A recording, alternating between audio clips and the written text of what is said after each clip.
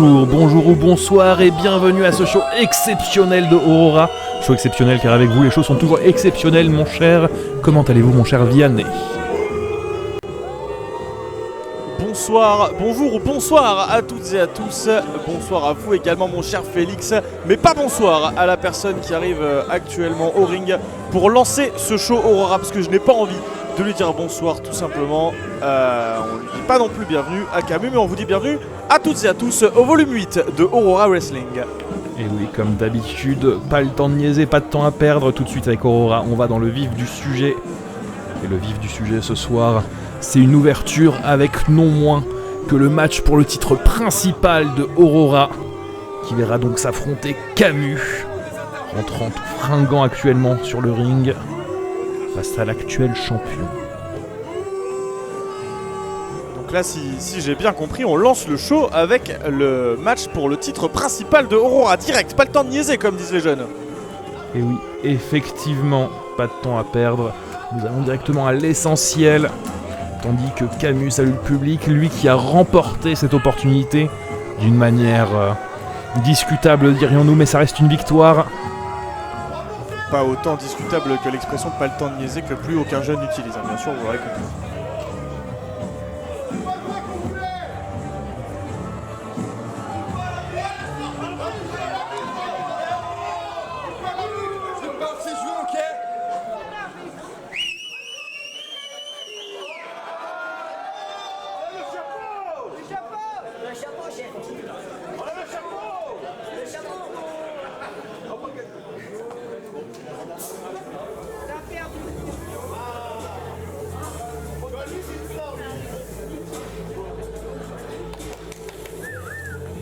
Ensuite, nous pouvons voir arriver notre champion, celui qui porte haut les couleurs de Aurora, l'un des meilleurs catcheurs en France, l'un des plus grands techniciens ayant foulé ses rings, nul autre que Peter Fischer.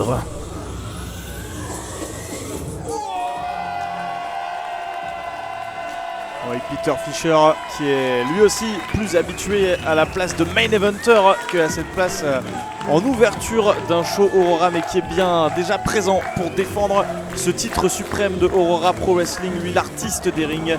Peter Fischer qui va donc venir défendre ce titre face à une personne qu'il a par le passé attaqué, mon cher Félix. Oui, en effet, rappelons-le, c'était lors de volume 6, un match très disputé entre Peter Fischer et Kuro, qui avait vu le champion repartir la tête haute, mais ce n'a pas duré longtemps puisque Camus par la suite était intervenu pour s'en prendre au champion, faire passer un message, lui qui n'était alors pas encore le challenger numéro 1. Challenger numéro 1 qu'il est devenu au terme du dernier volume que vous avez eu l'occasion de suivre à nos côtés sur la chaîne. Si ce n'est pas le cas, bien sûr, on suit la chaîne de Aurora Pro Wrestling et on va rattraper les shows qu'on a manqués. Oui, en effet, grand match de l'Iliade qui a vu s'affronter pas moins de 5 personnes. Un match à ne pas manquer. Si tel était le cas pour vous, n'hésitez pas à aller le rattraper dès maintenant, même histoire d'être pleinement à jour et de voir le potentiel plein de notre challenger de ce soir.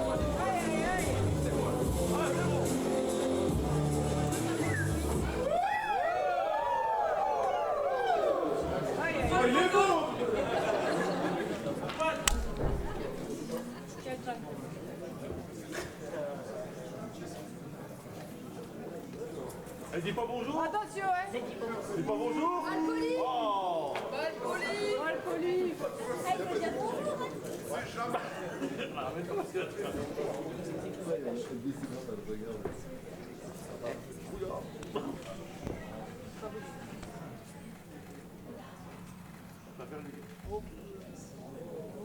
C'est solennel.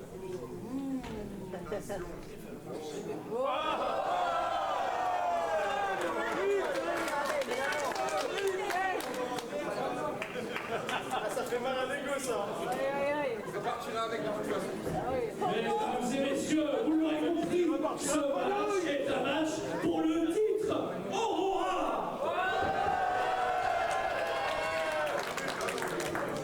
Le premier catcheur à avoir fait son entrée à ma droite, il est l'empereur de Paris, le père.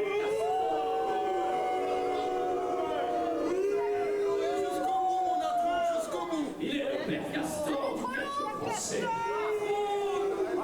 il est le catcheur préféré de ton grand-père. À lui seul, il représente Notre-Dame, l'Arc de Triomphe et la Tour Eiffel.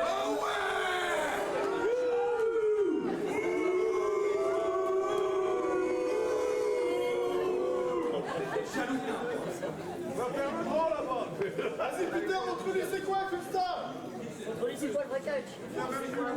C'est le tapis. Et à ma gauche,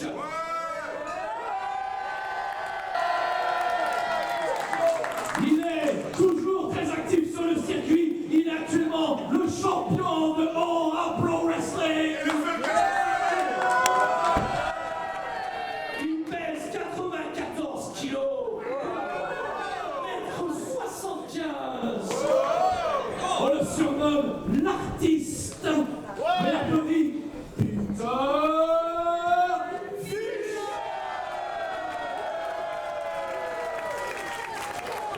Mais ça y est Félix, je crois que j'ai compris pourquoi on a mis ce match en ouverture alors que Camus lance les hostilités directement sur Peter Fischer. Ma théorie, rapidement, c'est que Camus voulait avoir assez de temps pour que l'annonceur puisse faire son annonce en intégralité. Oui, cela et puis surtout l'impétuosité, l'impatience de Camus sur ce coup. Lui qui ne peut plus l'attendre, qui trépigne d'impatience de voir ce titre autour de ses hanches. Et ce match qui, sous l'impulsion de cette attaque, encore une fois, de Camus, est parti sur les chapeaux de roue entre Peter Fischer, le champion en titre, et son challenger Camus. Alors que, rapidement, pour savoir à quoi vous attendre ce soir, on aura plus tard un match l'enfer sur terre entre Aiden Black et Victor Wardin. On aura également un combat à 3 entre Bernardo Red Light et Terry Robinson, jeune lutteur qu'on a vu débuter récemment. Et enfin, dans le main event, Griff défendra son titre de champion Galaxia dans une stipulation inédite face à un représentant de New Japan Pro Wrestling dans la personne de Katsuya Morishima. Ça nous donne l'eau à la bouche, Félix. Et oui, en effet, choix très intéressant de la part d'Aurora de laisser à la jeunesse le main event l'opportunité de cimenter ce nouveau règne pour Griff, ou peut-être de déjà se brûler les ailes. Et ce sera à voir lors de notre main event. Pour l'instant, on peut voir Camus qui a beaucoup de mal à revenir sur un Peter Fischer qui reste comme toujours très âpre, très combatif et très solide sur ses appuis. Solide sur les appuis, il faut l'être pour envoyer ce genre d'enchaînement, enfourchement avec ensuite la senton appliquée avec tout son poids. On l'a entendu annoncer avec un poids de près de 100 kg. Peter Fischer qui s'est jeté là sur Camus, qui est en train de peut-être tout doucement de ravaler sa fierté en ce début de match. Ça lui ferait pas de mal. Oui, Camus qui a sûrement pensé qu'en attaquant avant la cloche, il pourrait surprendre Peter Fischer. Mais Peter Fischer, ne l'oublions pas, c'est quelqu'un qui a de l'expérience, quelqu'un qui sait que lorsqu'on est dans un ring, il faut être prêt à se battre. Et s'il a su sauvegarder ce titre jusque-là, ce n'est pas sans raison. Ouais, regardez Peter Fischer avec ses flexions, 10 flexions avec une position de vertical drop suplex portée à la perfection par Peter Fischer sur Camus. Ah, il est en confiance également, le champion. Et oui, il a un message à faire passer lorsqu'on s'en prend comme ça à nous. Pour réaffirmer sa place dans la chaîne alimentaire. C'est avec ce genre de démonstration qu'on montre que ce n'est pas pour rien qu'on est champion. Et pourtant il s'est fait avoir comme ceci. Il était attendu à l'extérieur du ring par Camus alors qu'il a tenté un topé suicida, une prise de risque à l'extérieur. Et attention, le risque là il est pour Peter Fischer avec cette tentative de brainbuster sur la partie du ring qui ne pardonne pas, le tablier. Oui, après possiblement grosse erreur de la part de Camus. Rappelons-le, annoncer ses prises, ça ne marche en général que dans les animés. Et là, c'était pas un brainbuster mais un DDT depuis la seconde corde qui a été parfaitement appliqué par le challenger. Dégagement au compte de 2 de Peter Fischer après ce DDT de Camus. Et après cette petit échange là à l'extérieur du ring sur le tablier, c'est Camus qui semble inverser le match à nouveau en sa faveur. En effet, réussir à placer un DDT aussitôt dans le match, ça peut être game changer. Prise aussi dangereuse, le crâne qui vient frapper le sol. qui a l'air de bien faire ses effets avec un Peter Fischer qui a l'air désorienté. Et là, on va retrouver tout doucement le catch méthodique, tranquille de Camus, le travail de Sapp qui se poursuit comme vous le voyez là avec ce coup directement envoyé dans le bas du dos après avoir mis Peter Fischer dans les cordes. Et Camus qui, comme à son habitude, va continuer ce travail méthodique mais diablement efficace sur le champion Aurora en titre. En effet, quelque chose qu'on peut avoir une très grande facilité à oublier de la part de Camus, puisqu'il a tendance à aller assez facilement, pendant que Fischer nous fait un très bon retour, Camus a tendance à aller assez facilement vers la facilité, dirions-nous, mais ça reste quelqu'un de très intelligent, qui sait bien lutter, et qui serait bien plus intéressant à suivre s'il n'allait pas sur ses roublardises un peu facilement. Mais Camus serait-il Camus sans sa roublardise, comme vous le dites? Je vous pose la question. Eh bien, nous aimerions bien qu'il soit Camus sans cela, évidemment. Ce serait bien plus appréciable pour nos yeux. Espérons d'ailleurs que ce match se passera sans plus de difficultés à ce niveau-là. Lui qui s'est aligné depuis le dernier show avec quelques comparses. Rappelons-le, à la fin du show, nul autre que Griff était venu l'assister. Espérons que ce ne soit pas le cas cette fois-ci. Et puis on peut se demander si on a de nouveau aujourd'hui la présence d'Alex Wonder qui était venu aux côtés de Camus pour l'aider à mettre ses plans à exécution lors du volume 7, on s'en souvient. Espérons que l'Allemand de COW ne soit pas présent dans les parages, parce que sinon ça donnerait clairement un avantage à Camus encore une fois. Oui, en effet, quelqu'un d'intelligent. Être intelligent, c'est aussi savoir s'entourer.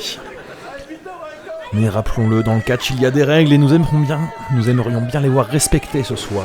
Ouais, pour l'instant, c'est Peter Fischer qui tente de se faire respecter, même si là, il vient de se faire repousser de fort belle manière par Camus après cette tentative de Boston Crab. Camus qui vient amener Peter Fischer dans les cordes avec une projection. Peter Fischer qui passe par-dessus. La tentative de tomber, c'est bien fait, mais le challenger qui se dégage au compte de 2. Close line qui a été esquivé. Nouvelle tentative de tomber de Peter Fischer. Et encore un dégagement pour l'instant. Il va en falloir plus pour Peter Fischer. Peter qui a déjà l'air relativement épuisé, ce qui est assez inhabituel de sa part, de se retrouver ainsi aussitôt dans le match. Qu'est-ce que nous disions? Forcément, il faut qu'on en arrive là.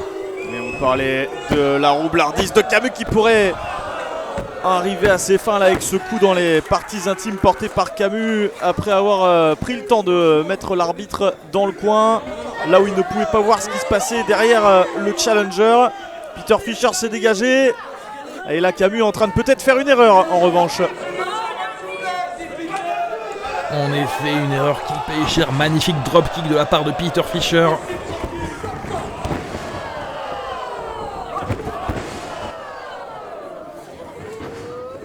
Ouais, le champion qui a enchaîné là avec ses coups de la corde à linge qui continue avec un coup de bélier dans le coin. La projection dans le coin opposé. Nouveau coup de bélier. Et joli travail de Peter Fischer qui laisse très peu d'espace à son adversaire.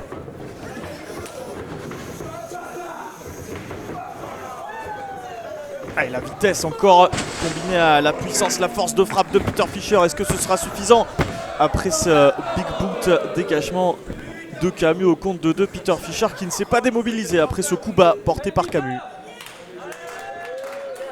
Oui, on sent que physiquement, Peter Fischer n'est pas forcément dans le meilleur état de sa vie, mais il reste concentré.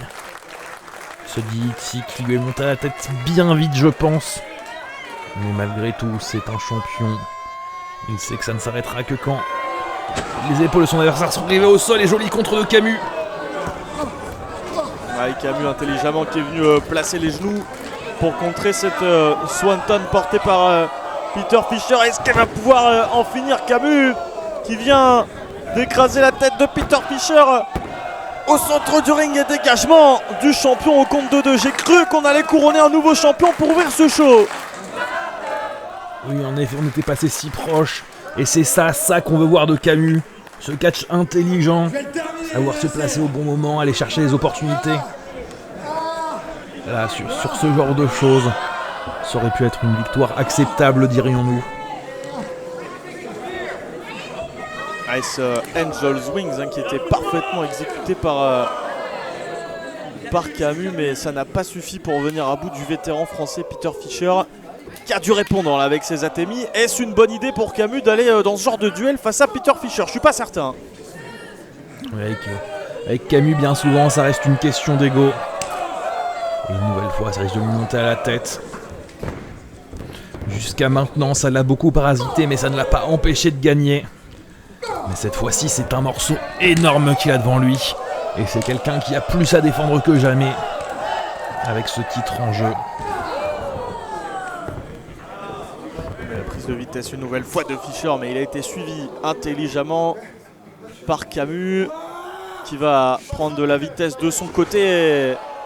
Un touché pour un rendu avec ce retour de Peter Fischer dans les cordes. On se rend coup pour coup d'un bout à l'autre du ring, Félix. Oui, en effet. Ça fait des allers-retours, ça va se cueillir au milieu. Et ce magnifique coup de la corde à linge de la part de Fischer qui ne suffira toujours pas. Ouais, c'était une belle clothesline appliquée par Fischer et il avait en plus de ça suivi le mouvement pour écraser Camus avec son poids au centre du ring.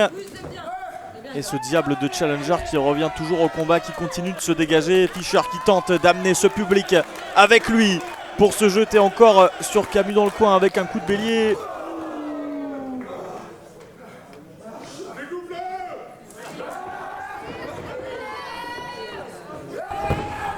Ouais, Camus qui a placé l'arbitre sur son chemin et Peter Fischer qui est venu heurter l'arbitre.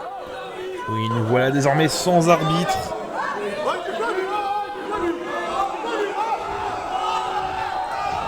Et bien sûr, et le voilà. C'est pas vrai. On l'attendait, on en avait parlé. On aurait aimé que ça se passe autrement. Le champion Galaxia, Griff, qui vient porter un springboard cutter et offrir la victoire. Non! Dégagement de Peter Fischer au compte de 2. Il a rien offert du tout. L'abnégation de cet homme. Cet homme de fer, cet homme à la résistance incommensurable. Qui refuse de s'arrêter à ça. Et pendant ce temps, l'arbitre encore groggy.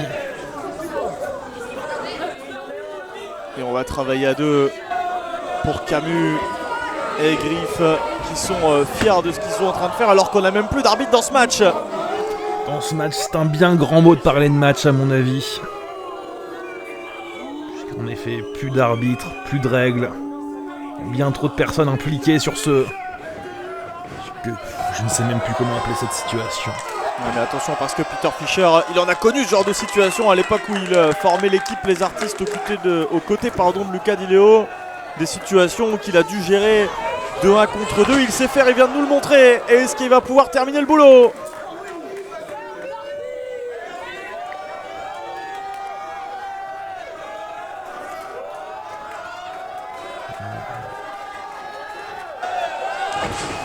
La Swanton Bomb qui est passée pour le champion Aurora en titre, mais on n'a plus d'arbitre, c'est toujours le même problème, Félix. Oui, en effet, sans officiel, ça va être compliqué de conclure ce match. Il l'a devant lui. Ça y est.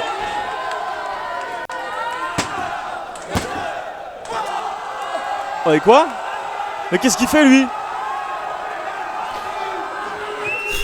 Dans quelle situation sommes-nous? Pourquoi donc? Qui c'est qui? Mais quoi? Mais c'est qui cet arbitre? Mais Peter Fischer qui se démonte pas, en effet. La cloche n'a pas sonné, il sait qu'il ne doit pas s'arrêter.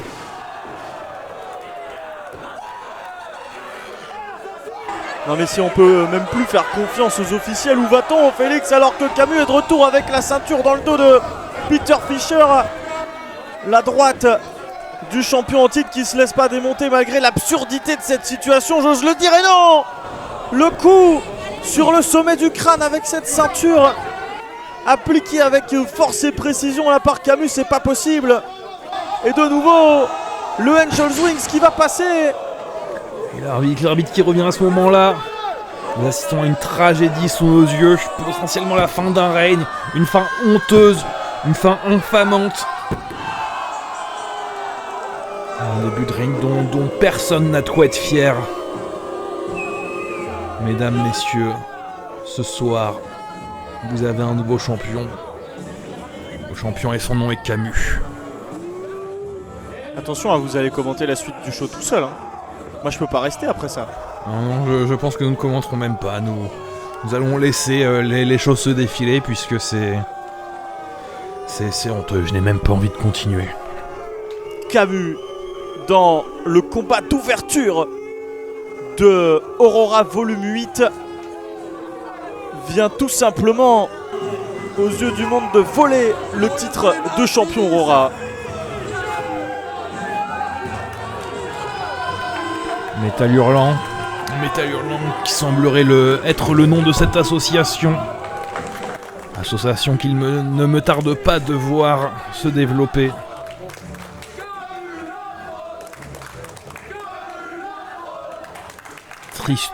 Triste jour pour Aurora. Nous avons vu des shows commencer de bien meilleure manière. C'est ça, d'habitude, Camus il vient nous embêter à la fin. On a le temps de se remettre de nos émotions avant la suite, mais alors là, il vient de commettre le casse du siècle pour ouvrir le show, c'est pas possible. Si désolant, lui qui nous a montré à plusieurs reprises dans ce match qu'il avait de quoi être un grand champion. Mais une fois encore.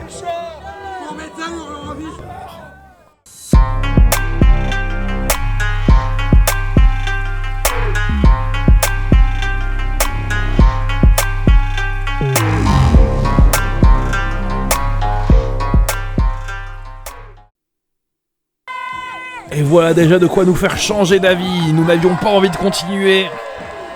Mais voir ainsi ces lutteurs finalement s'armer du baume au cœur. Avec une des favorites de la foule. Entrée en première pour ce match par équipe.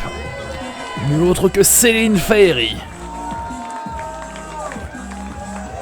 Bien loin des crasses de Camus. Un peu de joie et de bonne humeur tout droit venu du pays des rêves avec la présence de Céline Faéry sur le ring d'Aurora. Ça fait du bien après ce qu'on vient de voir. Oui, Céline qui est première à rentrer, représentante de cette équipe très atypique. Elle qui déjà s'était battue aux côtés de son coéquipier. Mais laissons-la nous parler. Fonctionne. Est-ce que le micro il fonctionne? Alors ce soir, j'étais supposée affronter une catcheuse italienne qui malheureusement n'a pas pu venir, elle s'est blessée. Je peux pas demander, Céline, est-ce que tu viens quand même à Aurora? Ah oui. Bien sûr, moi je peux pas vous laisser tomber.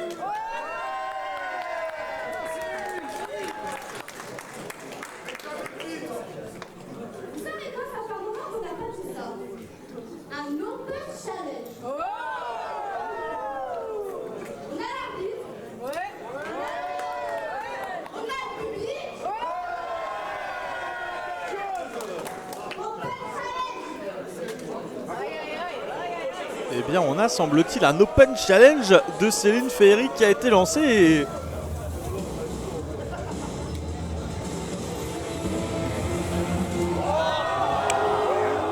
auquel ces deux hommes, l'Odyssée, viennent répondre, Félix. On est de retour, mon gars. Oui, et ça me fait plaisir de voir ainsi deux jeunes gens prêts à prendre leur place. Une opportunité s'est présentée, ils ont décidé de la saisir. Devant vos yeux, à votre droite, Charlie Bergson, à votre gauche, Trevor Maiden. Deux jeunes très prometteurs formés au sein de l'école de la Aurora. Et si on ne leur laisse pas leur chance, ils ont bien raison de venir la prendre. Charlie Bergson, Trevor Maiden, l'Odyssée qui viennent répondre au défi ouvert lancé par Céline Faéry. Et Céline qui, donc on l'a compris, devait à la base affronter une catcheuse italienne qui n'a pas pu être là. C'est sans doute partie remise, connaissant Aurora.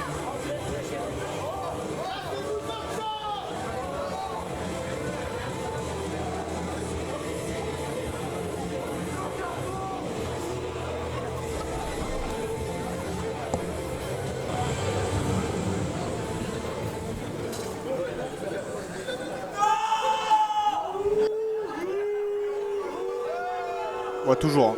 On sait accueillir à Aurora. Sacré accueil de la part du public.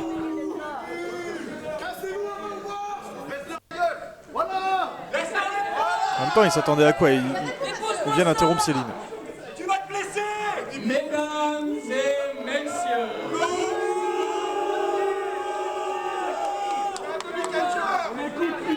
veuillez accueillir le diable et l'étoile, l'Odyssée. Un peu de respect pour ces jeunes gens, voyons.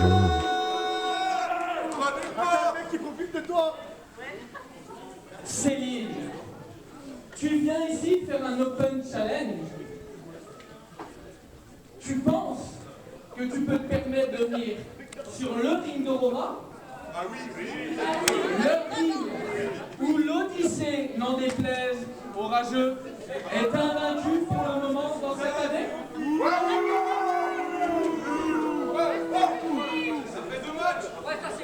Alors, on accepte l'Open Challenge. Et j'ai bien dit on. Car contrairement à toi, C'est indéfini, oui. nous avons une amitié. Toi, tu es une petite fille, toute seule perdue. Peut-être une réponse, peut-être un abandon. Non, vraiment, faut les applaudir. Quel courage! Quel courage! Et pour faire ça, il faut battre une petite nana dans la 54. Quel courage!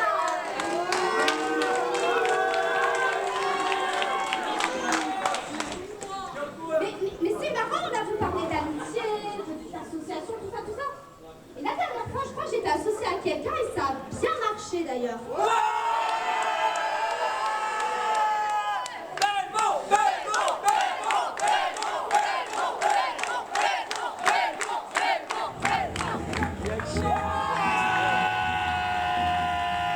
Le public de Aurora l'avait pressenti, tout comme vous. Mon cher Félix, en tout cas, vous me semblez bien informé. Hein. J'espère que vous ne faites pas partie de Métal Hurlant. En tout cas, voici Raphaël Belmont pour venir aider Céline. Et oui, son partenaire dans cette équipe très atypique. Belmont venu tout droit de Lyon. Catcheur bagarreur, au style très brut. Et ce soir, on rejoue l'équipe entre Céline et Raphaël qui étaient partis vainqueurs la dernière fois qu'ils s'étaient retrouvés ensemble sur le ring. Lorsqu'ils avaient vaincu, rappelons-le, Alex Connor et Succubus lors de volume 6. Vous m'avez pas répondu, vous avez un sacré réseau du côté d'Aurora, j'ai l'impression qu'il vous donne des informations. C'est pas Métal Hurlant, rassurez-moi. Je ne répondrai pas à toute question à ce sujet. Mes sources sont mes sources, je ne suis pas une poucave. Tout ça me dit rien qui vaille, mais en attendant, on va vivre ce combat par équipe pour la suite de Aurora volume 8 avec Céline et donc son partenaire à nouveau Raphaël Belmont qui vont faire face à l'Odyssée, l'équipe formée de Trevor Maiden et Charlie Bergson.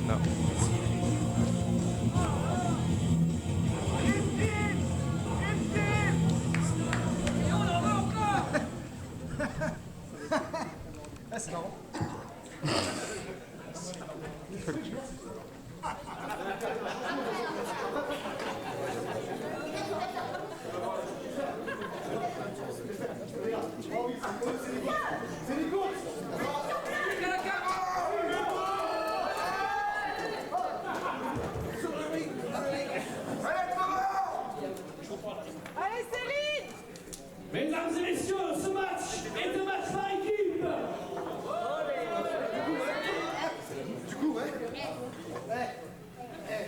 À la droite, pour un total de 3,60 m et de 200 kg.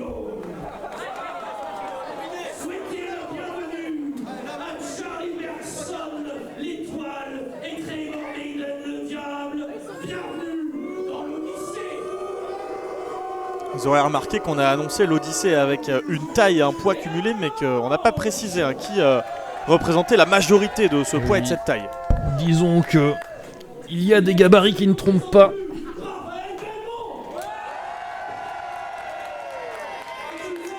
Accompagné de la magnifique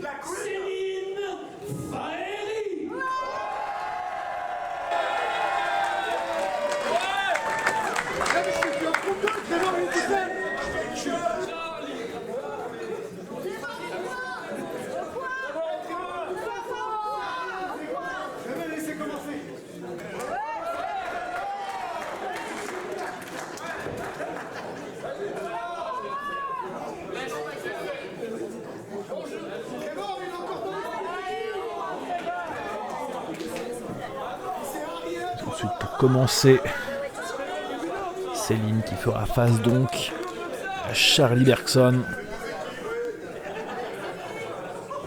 Et on peut trouver, alors que la cloche vient de sonner pour le début de notre deuxième combat de la soirée, ce match par équipe, on peut noter une similitude entre les configurations de ces équipes. On a clairement d'un côté l'homme fort, la puissance avec Raphaël Belmont face à Trevor Maiden, et de l'autre un lutteur, une lutteuse qui vont devoir jouer sur la vitesse, sur l'agilité, sur leur qualité technique, à défaut d'avoir un gabarit plus imposant. Charline Bergson qui montre déjà son inexpérience. Et même si on sous-estime son adversaire, quitter des yeux, surtout dans une configuration où ils sont deux, ça se paye relativement vite. Et on a changé de configuration d'entrée de jeu du côté de Céline, avec l'entrée de son partenaire Raphaël Belmont pour venir corriger Charlie Bergson, qui a tout de même précisé un fait. L'Odyssée sont invaincus en équipe en 2026 sur le ring d'Aurora. Oui, mais c'est un peu facile. On peut dire également que Céline et Raphaël sont invaincus sur le ring d'Aurora actuellement. C'est vrai. Ce sont des faits. À souligner tout de même que l'Odyssée n'ont participé qu'à des pré-shows, si je ne m'abuse. Mais ce sont des victoires. Des victoires, c'est des victoires.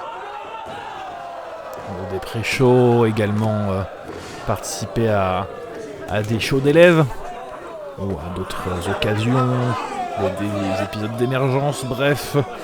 C'est des gens qui ont commencé à acquérir une petite expérience sur le ring d'Aurora, mais malheureusement n'ont pas pu encore montrer tout leur potentiel sur donc les volumes. C'est leur première fois. Et espérons pour eux qu'ils sauront nous convaincre aujourd'hui. Oui, parce qu'il va falloir convaincre contre Céline Féhéry, qui est l'une des lutteuses les plus établies sur le circuit féminin et également très expérimentée en équipe. Elle est en équipe avec un Raphaël Belmont qui lui aussi justifie d'une belle expérience. Alors ça, Céline, je sais pas si elle l'a acquise avec l'expérience, mais ça a semblé efficace. Donc voilà, qui fait déjà tourner en brique son adversaire. Lui qui pensait avec son gabarit avoir un gros avantage. Mais un gabarit dans le catch, ça ne fait pas tout. Et je parlais de l'agilité, de la vitesse. Céline qui a fait tourner la tête là, Trevor Maiden, qui n'a même pas vu que derrière lui l'attendait Raphaël Belmont avec des coups d'avant-bras bien envoyés, enchaînés avec des atémies. Et Trevor qui ne s'attendait pas à devoir faire face à quelqu'un qui pouvait lui en rendre, qui jouait sur le même terrain que lui, mais qui, une nouvelle fois, est bien plus expérimenté.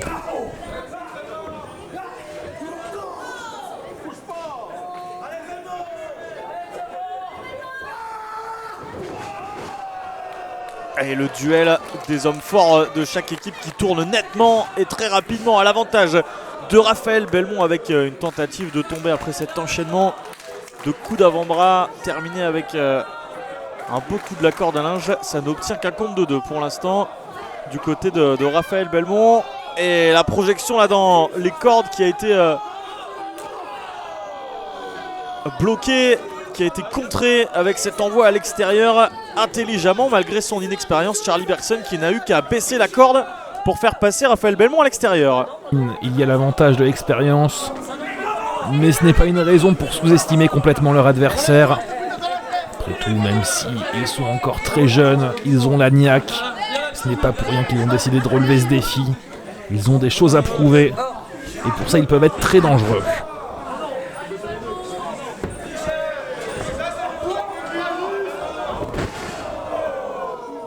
Mais juste cet envoi à l'extérieur là avec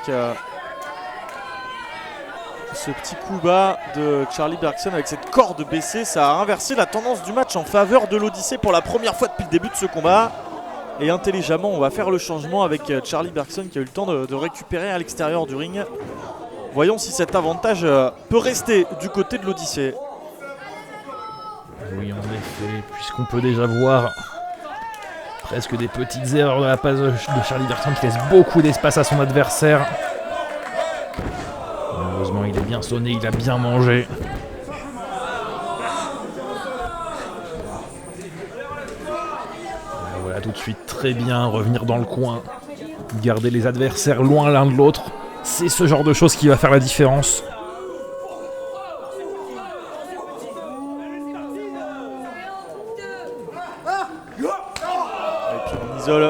Raphaël Belmond dans leur coin. On laisse Céline regarder tout ça, impuissante, dans le coin opposé. On tente de mettre en place des changements réguliers, même si la Raphaël Belmond tente de répondre. Immédiatement rappelé à l'ordre avec des coups d'avant-bras. Raphaël Belmond avec ses instincts de bagarreur. Il y a des coups dans le dos là. Ouais, Belmond qui essaye de résister à la bagarre, exactement sa spécialité, alors que là de l'autre côté on a vu Charlie envoyer la tête de Céline dans le poteau et il est bien surpris. Raphaël Belmond, il s'attendait à Céline. Oh, c'est pas vrai. Là oui, beaucoup de petites erreurs de la part des deux jeunes catcheurs, mais une bonne présence d'esprit pour ne pas se laisser démonter, ne pas se laisser dépasser. Tout de suite, chercher à se replacer, à se rattraper, faire en sorte de garder le tempo. Ça, c'est le genre de choses qu'on veut voir. Forcé de constater que pour l'instant c'est très efficace pour Charlie et Trevor, et on continue d'être efficace malgré le retour là sur le tablier de Céline qui ne peut rien faire face à cette tentative de tomber. Heureusement, Raphaël Belmond parvient à se dégager au compte de 2.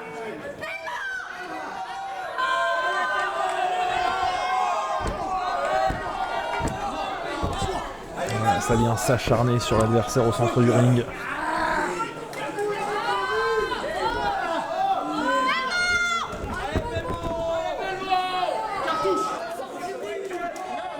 Encore une fois, un changement qui est effectué du côté du duo de l'Odyssée.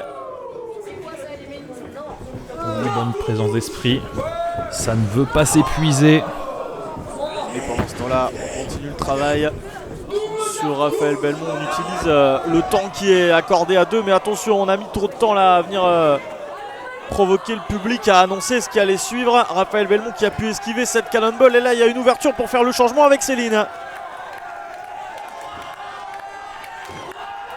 Et Céline qui arrive, qui est fraîche, qui est pleinement disponible.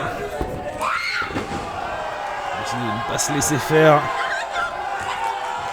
Ouais, c'est une aubaine pour le duo Fairy Belmond que cette entrée dans le ring de Céline qui est pleine de fougue, pleine de rage. Elle qui a dû observer le travail de ses adversaires pendant de longues minutes sans pouvoir ne rien y faire. Ça y est, Céline qui peut exploser au visage de Charlie Bergson, de Trevor Maiden, et c'est exactement ce qu'elle est en train de faire avec cet enchaînement de météorades d'un bout à l'autre du ring. C'est cela, Céline, qui même si elle ne paye pas de mine, même si les deux adversaires ne sont pas tant méfiés d'elle, est probablement la personne la plus dangereuse de cette équipe. Rapide, incisive.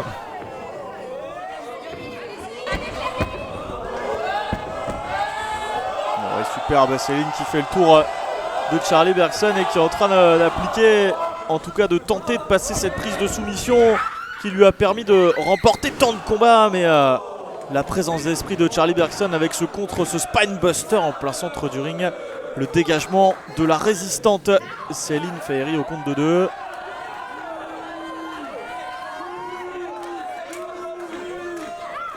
Reprise du tempo par les membres de l'Odyssée. Ouais, non, la reprise de rien du tout. Il est venu faire un spear à son propre partenaire, et Raphaël Belmond qui va tenter d'en profiter avec Céline là qui a fait le changement rapidement, c'est bien vu. Céline qui a gardé la présence d'esprit, qui a su replacer les adversaires pour les forcer à se neutraliser entre eux. Ouais, j'ai vraiment eu un doute là sur les capacités de Raphaël Belmond à se dégager au compte de 2 après cette sorte de Michinoku driver porté par Trevor Maiden. Compte de 2 seulement, mais il va falloir revenir pour Raphaël Belmond, ça va pas être simple. Eh bien, plus que vous ne le croyez apparemment. Autour de Céline, le coup de genou derrière la nuque. Et Raphaël Belmont désormais en train de grimper sur les cordes, en train de prendre de la hauteur pour mieux se jeter avec un splash sur Trevor Maiden et peut-être en terminer. Oui, le compte de 3, la victoire de Raphaël Belmont et Céline Feyri face à l'Odyssée. Très beau chassé de la part de Céline qui est venue neutraliser l'adversaire en dehors du ring. Bonne présence d'esprit. Regardez un œil sur ce qui se passe. Ça a pu être déterminant. Belle victoire suite à ce splash. Et une nouvelle fois, eux restent invaincus. Céline et Raphaël Belmont pour repartir la tête haute.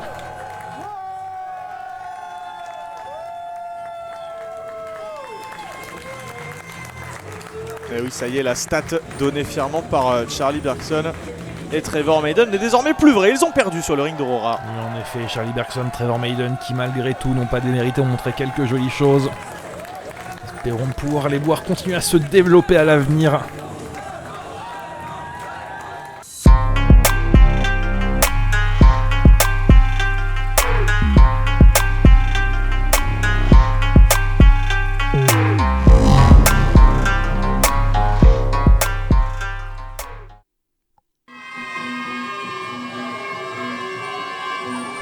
Mais maintenant, fini les nouvelles têtes, revenons aux vieilles histoires. Les vieilles histoires d'Aurora. L'amitié qui liait ces deux hommes n'est plus. Le titre qui était autour de ses hanches n'y est plus. Ce soir, on vient régler les comptes. Et le premier entrant, l'enfant du pays, la chouette, Victor Wardin, est là pour en découdre. Victor Wardin prêt à faire face à son ancien pote Aiden Black. Lui, Victor Wardin, ancien champion Galaxia pendant de très longues semaines, de très longs mois. Titre qu'il a perdu à cause du fait qu'Aiden Black était en train de rentrer dans sa tête de plus en plus. Cette rivalité les poursuit, cette rivalité les ronge de l'intérieur, nuit à leur carrière ce soir. Dans ce combat où tout sera permis, il faut régler les comptes une bonne fois pour toutes, mon cher Félix. En effet, Victor qui a de bonnes raisons d'en vouloir à son ancien ami. Lui qui est tombé à quasiment 1 an de règne, lui qui était le champion inaugural du titre Galaxia. Voilà, qui a trébuché en grande partie. En grande partie à cause de son esprit, mais également à cause de tous les événements qui se sont enchaînés autour de cet homme qui va rentrer désormais.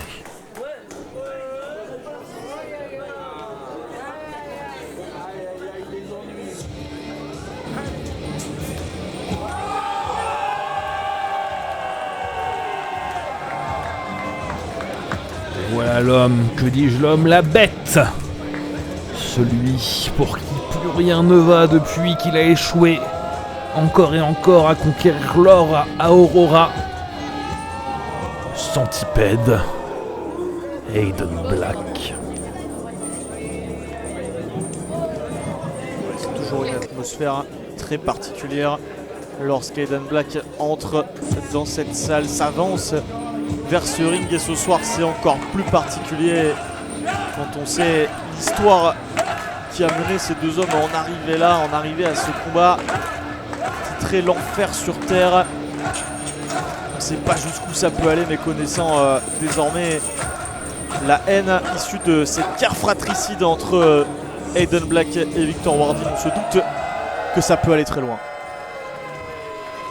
Une stipulation que connaît très bien Aiden Black, qui a eu l'occasion de disputer ce match plusieurs reprises déjà. D'autant plus dangereux que les deux hommes se connaissent très bien, eux qui ont été longtemps amis, qui veulent aujourd'hui régler leurs comptes. Les choses sont personnelles, peuvent très mal se finir ce soir.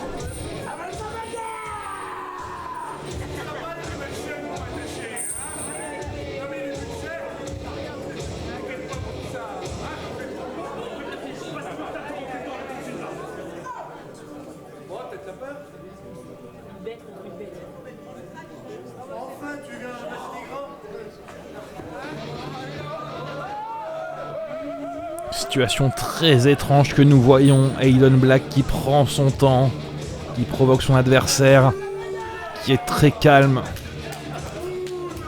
Aiden Black qui semble avoir changé. Espérons pour Victor que ce changement aille vers un peu moins de sadisme. Pas sûr, je suis pas convaincu. On peut toujours rêver. Déjà, on peut constater qu'il a arrêté de manger les cordes, et ça, c'est pas mal. Vous faites bien de le noter, c'est vrai. Est-ce que ça l'a calmé? Néanmoins, je suis pas certain. Peut-être qu'il a encore plus faim de victoire et plus faim à l'idée d'infliger de la douleur à son adversaire et ancien ami Victor Wardin.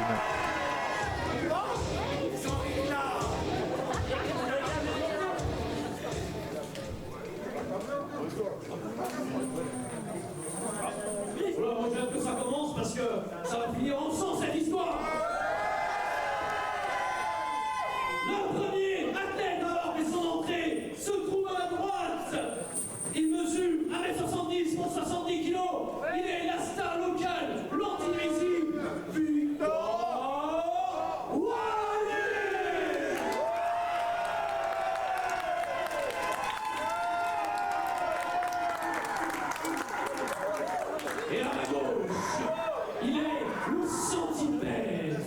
Il parcourt les souterrains dijonnais. Pour 1m90 et 105 kilos. Aiden Black.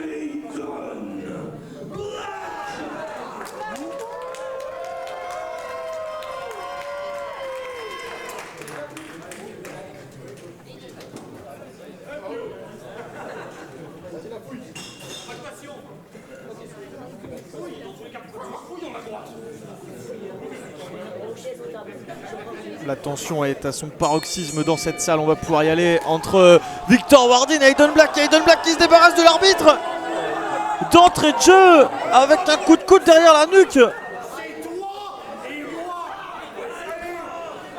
Aiden Black, ce calme n'est qu'une apparence.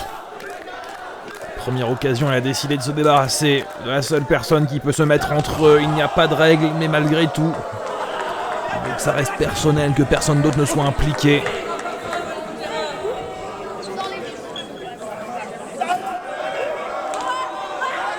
Allez, vous aviez presque sous-entendu que Aiden Black allait mieux du fait qu'il ne mangeait plus les cordes. Avec ce geste sur l'arbitre, on n'a plus aucun doute. Il est encore pire qu'avant, Aiden Black. Et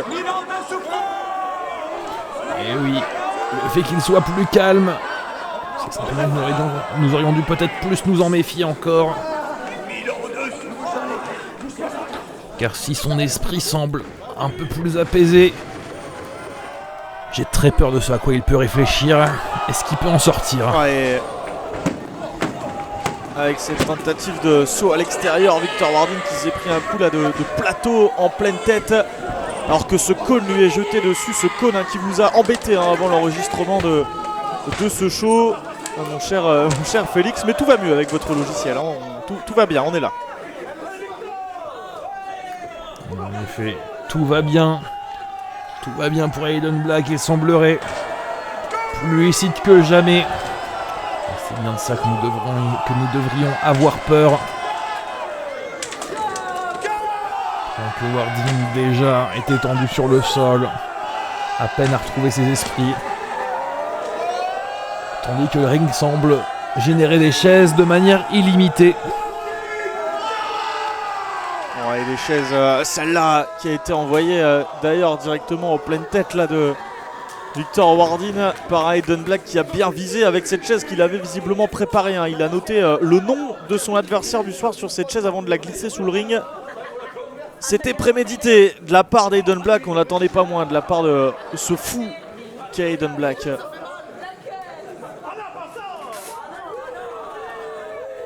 Lui qui continue d'aller chercher des armes. Ils ne sont pas prêts à s'arrêter. Pendant que Wardin... Oui, on le rappelle au cas où c'était pas assez clair, pas de disqualification, pas de décompte à l'extérieur. Dans ce match, tout est permis du moment qu'on est un vainqueur. Et pour l'instant, c'est pas prêt d'arriver puisqu'on n'a même pas d'arbitre. Alors ces deux-là peuvent s'en donner à cœur joie. Tout comme Victor Wardin vient de le faire là avec ce call encore une fois. Et en effet, toutes ces armes qui jonchent désormais le sol de ce ring, c'est autant d'opportunités pour Victor de reprendre l'avantage. Tout de suite, on va chercher les grandes extrémités, ça va sortir la graffeuse.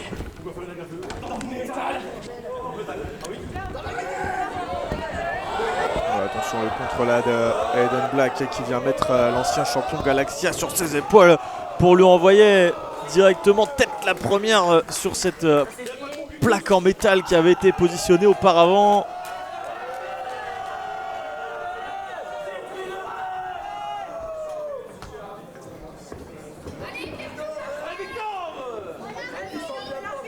Ah, et ça y est, là ça l'intéresse d'avoir un arbitre, Aiden Black. Je ne suis pas sûr que ce genre de compte soit légaux.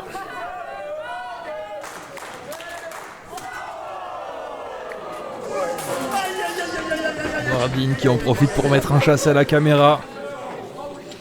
Comme quoi, on n'aura pas l'occasion de savoir si ce compte aurait été légal, aurait été accepté par la direction d'Aurora, puisque Victor Wardin a pris le soin de se dégager au compte de 2 néanmoins. Ah, eh bien, j'allais porter la poisse à Aiden Black, j'allais dire lui a pris l'avantage dans ce match, cette stipulation qui lui sied parfaitement. Victor Wardin vient de le calmer avec un énorme bicycle only.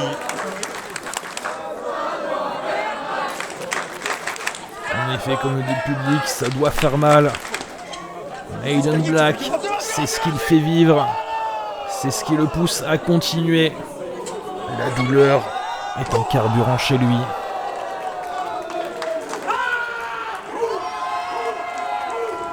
Wardin, lui, se nourrit de cette haine là entre les deux hommes qui vient de se jeter depuis le haut des escaliers. Victor Wardin sur Aiden Black, le coup de chaise désormais dans l'abdomen, et il n'en a pas terminé avec cette chaise en acier qui vient d'éclater sur le dos d'Aiden Black.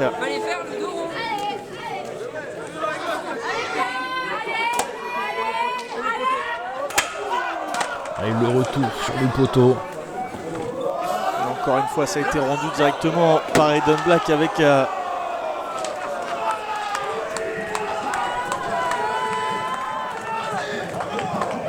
cette planche qui a été cassée sur le dos de Victor Wardin. Il n'en a pas terminé, il y en a une autre à travers laquelle vient de passer Victor Wardin. Aiden Black l'a littéralement balancé contre ce mur et il s'acharne désormais avec des canettes pour le plus grand bonheur des fans qui sont en train de filmer la scène.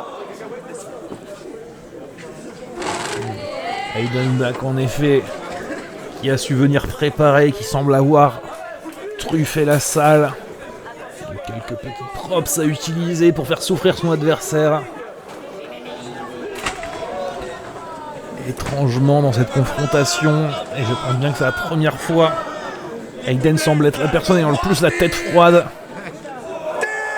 Et ça reste probablement ce qui me terrifie le plus dans cette situation. Ah, vous êtes sûr que c'est ce qui vous terrifie le plus? C'est pas cette espèce de pierre tombale là, qui a été préparée par Aiden Black avec une croix et le nom de Wardin dessus? Moi ça me terrifie perso. Ce qui me terrifie, c'est qu'il était capable de préparer ça. Ça se tient. C'est d'ailleurs la première preuve tangible que Aiden Black sait écrire. Et ça aussi, à mon sens, est absolument terrifiant. Alors c'est la deuxième du match. Tout à l'heure, il y avait écrit Wardin sur une chaise aussi. En fait, il sait écrire que sur des objets qui ne sont pas prévus à cet effet.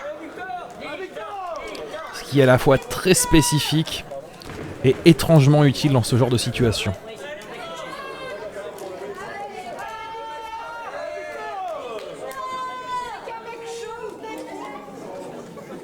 Aiden Black qui est en train de se régaler de la situation, qui vient chercher lentement, tranquillement Wardin en le tirant par les cheveux alors que l'arbitre s'est remis de son coup de coude derrière la nuque, en tout cas suffisamment pour tenir debout.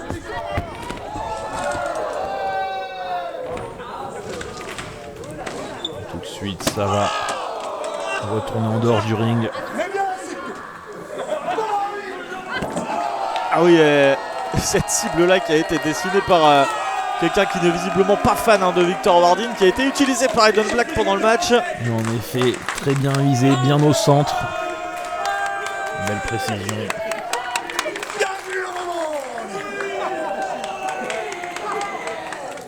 Ouais, c'est exactement ça. Aiden Black qui crie bienvenue dans mon monde. Il est en train d'amener Victor Wardin dans son monde, un monde de douleur. Minute de silence. Bon, Victor Wardin. Oh, non.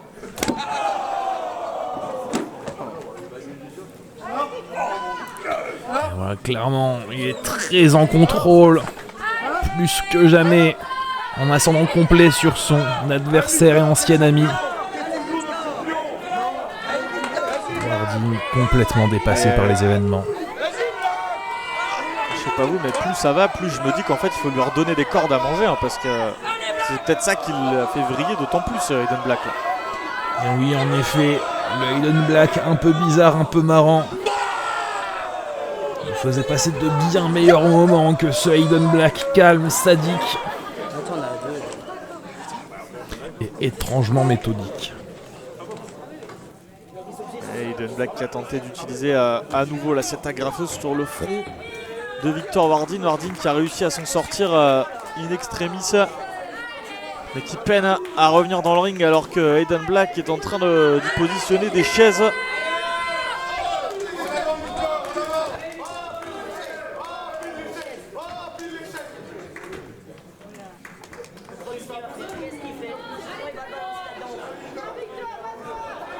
Pendant qu'à nouveau... Il est en train de nous construire un édifice, Aiden Black. Et oui, en effet, il repart dans ses bricolages.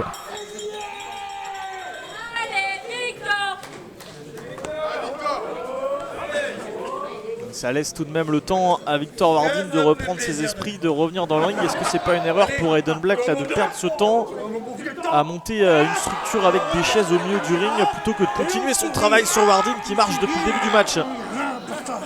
Non, en effet, ça semble un risque calculé pour Aiden Black. Il garde le contrôle malgré tout. Il reste bien plus frais que son adversaire. Wardin qui a été positionné sur ses chaises, Aiden Black qui prend de la hauteur sur la troisième corde, la senton, mais l'esquive de Wardin.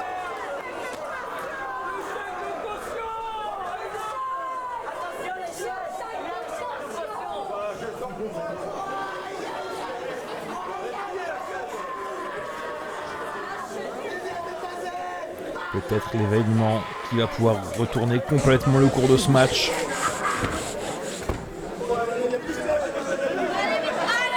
Le premier coup qui a l'air d'avoir une efficacité réelle sur Aiden Black.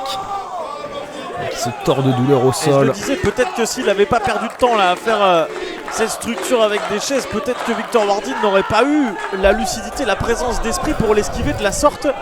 Et peut-être ainsi que Aiden Black aurait gardé le dessus dans ce match. Alors que Wardin... En effet, peut-être. Peut-être pas, qui sait.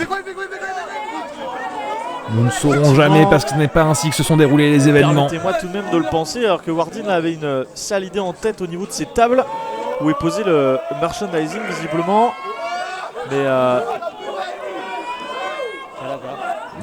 Mais il semblerait qu'il ait une idée encore pire potentiellement en tête. Il va prendre de la hauteur, direction le bar, mais pas pour aller boire un verre.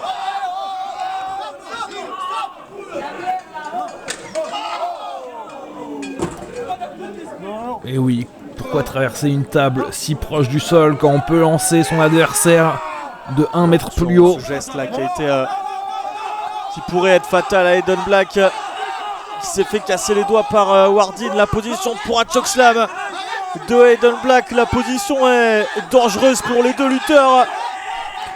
Pendant que les officiels essayent de les convaincre de ne pas se lancer dans cette entreprise, de ne pas mettre ainsi leur vie en danger.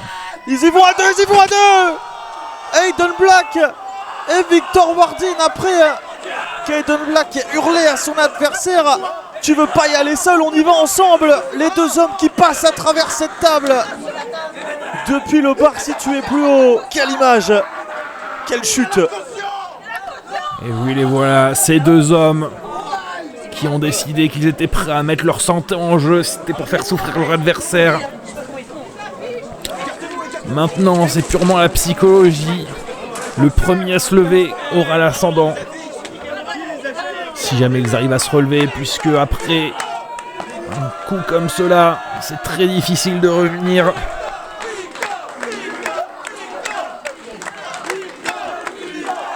Et Victor qui rampe, qui peine à se tenir debout après cela.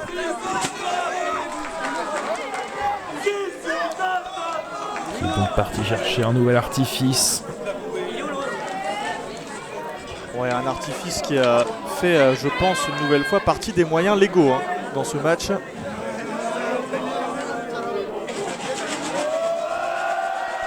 En effet, vous ne croyez pas si bien dire. Vous les entendez dans cette caisse qui vous secoue.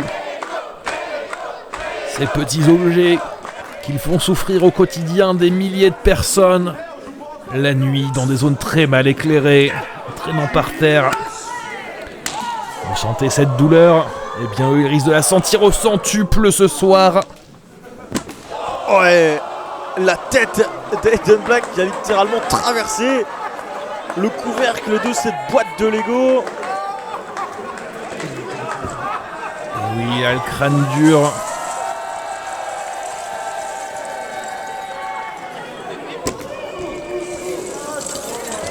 Wardin qui vient de déverser tous ses Lego sur le dos d'Aiden Black sur ce ring et qui va peut-être avoir une occasion d'en terminer. Attention, l'esquive, le contre d'Aiden Black et le cutter sur les Lego porté par Victor Wardin. Joliment porté, mais peut-être une erreur de la part de Wardin. Puisqu'en se lançant comme ça pour aller chercher son adversaire, il est lui-même venu s'écraser sur le sol. Si de gros dégâts ont dû être faits chez Aiden Black grâce à ce cutter,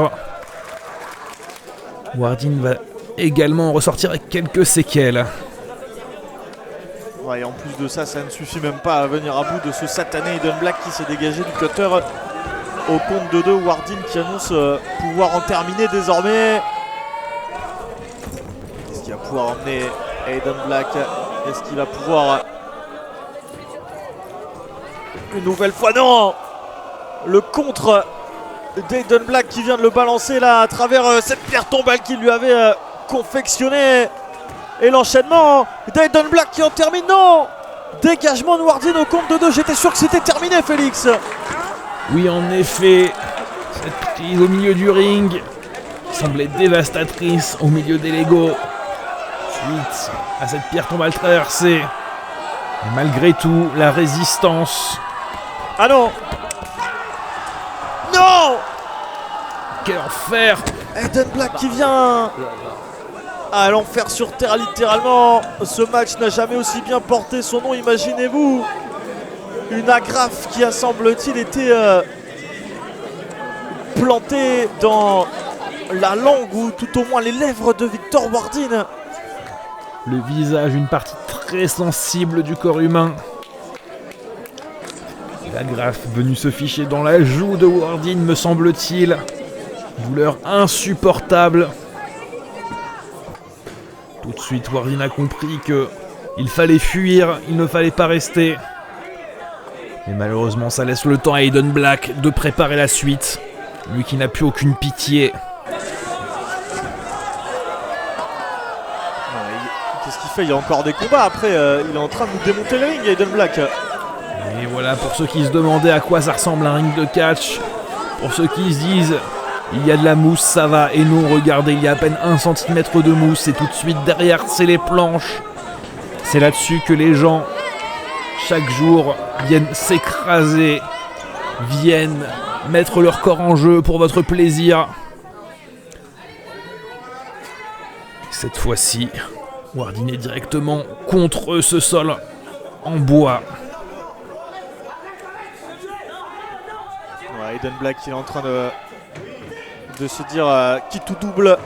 Et ça peut mal tourner pour lui là. Wardin a eu l'occasion de se relever. Attention, Wardin est en passe de planter la tête d'Aiden Black directement sur ces planches de bois qui ont été exposées par son adversaire lui-même.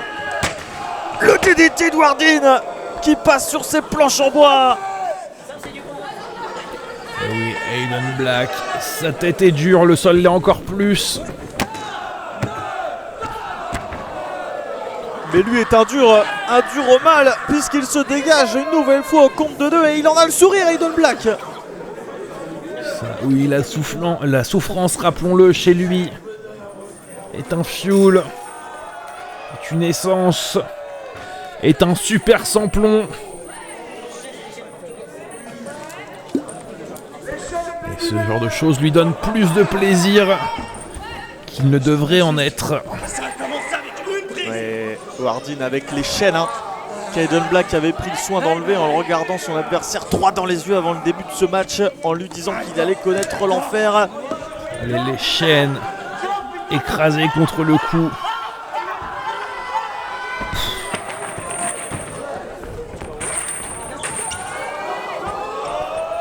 Ouais, cette sorte de powerbomb sur les planches, sur les genoux.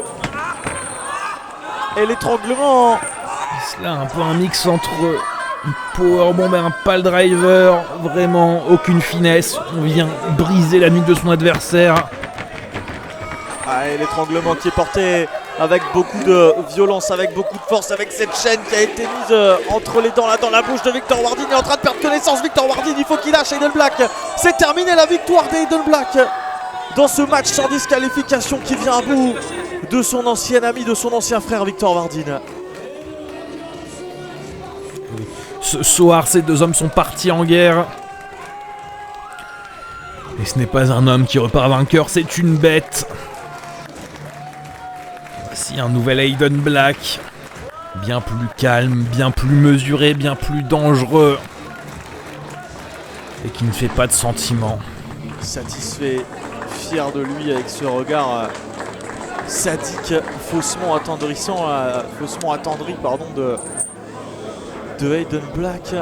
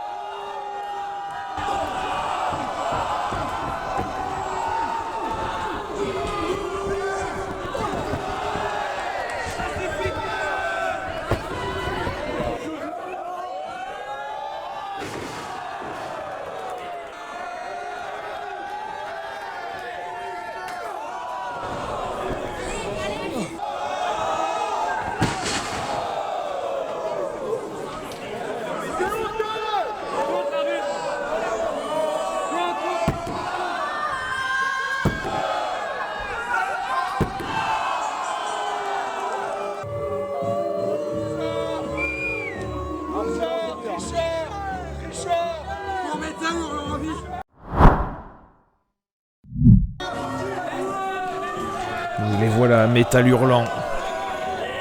Désormais à la tête d'Aurora, entre leurs mains. Non seulement le titre de champion majeur, mais également le titre Galaxia. Tout l'or concentré entre les mains de ces deux hommes.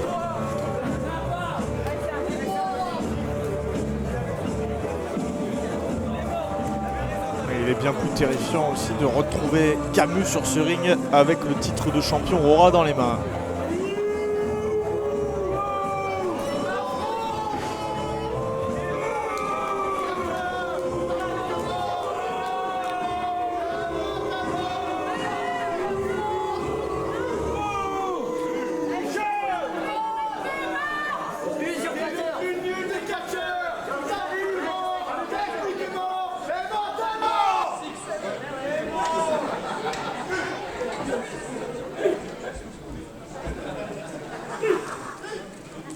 On n'entend plus rien maintenant.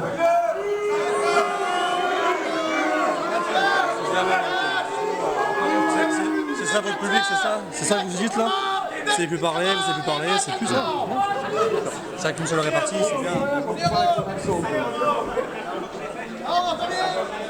Je vous avais pas prévenu?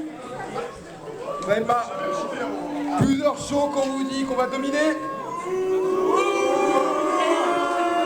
Le public qui ne semble pas prêt à entendre ce qui va être dit.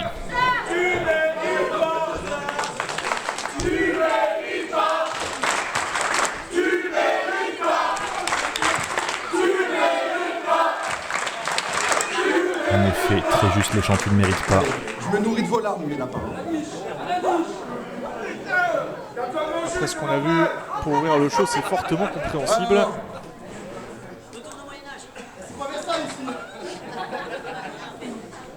Avec Griff, on vous avait prévenu qu'on allait dominer.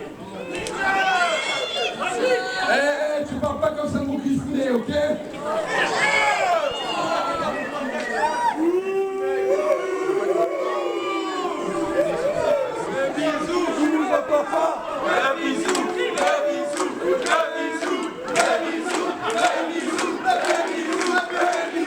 C'est très chapeau.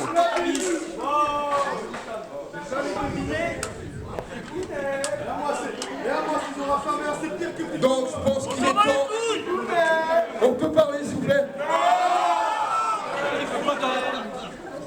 Je pense qu'il est temps maintenant qu'on a enfin les 2 ceintures de révéler notre nom ensemble. Parce que Aurora, on peut oublier, à partir de maintenant, le seul nom qui compte ici, ce sera Métal Hurlant.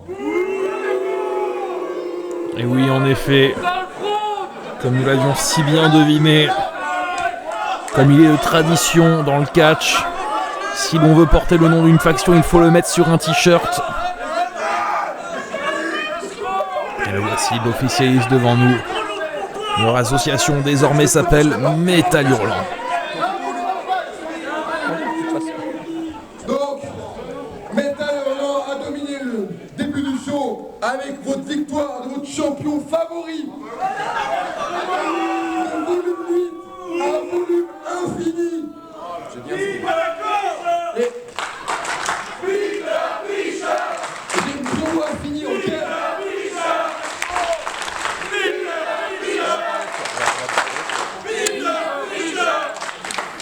Donc, Métal Hurlant a dominé le début du show.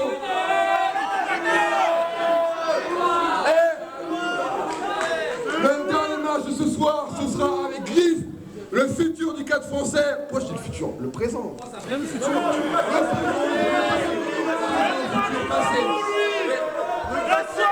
Tu te calmes avec Griffounet, toi. Et comme vous savez tous, le titre Galaxia et Stipulation, on n'en connaît pas encore laquelle. Donc, Monsieur Griff, pouvez-vous nous dire quelle stipulation sera en jeu ce soir?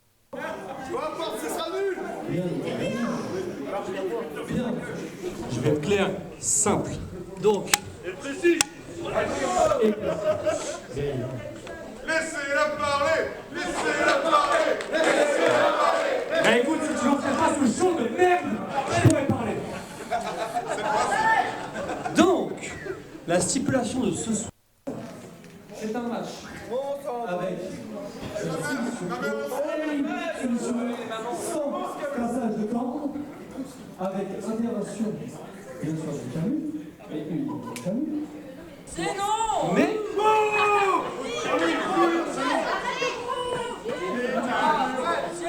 faites mon taf, allez-y, faites mon taf. Tu peux nous parler correctement? viens par le micro, viens explique-moi. Eh bien que t'es 1m55 là. Vas-y, viens, ose venir. Bon, on ferme sa gueule. Bien, bon, soumission, sans cassage de corde, intervention camus avec acceptation. Et ensuite, vous pouvez gagner aussi d'une autre manière. J'imagine que vous connaissez tous ce que c'est un Royal Rumble. Et vous savez tous que comment on élimine quelqu'un.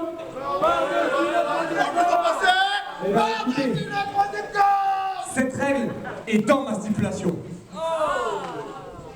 Donc, monsieur Rabet, il y a soumission et par-dessus la trajectoire.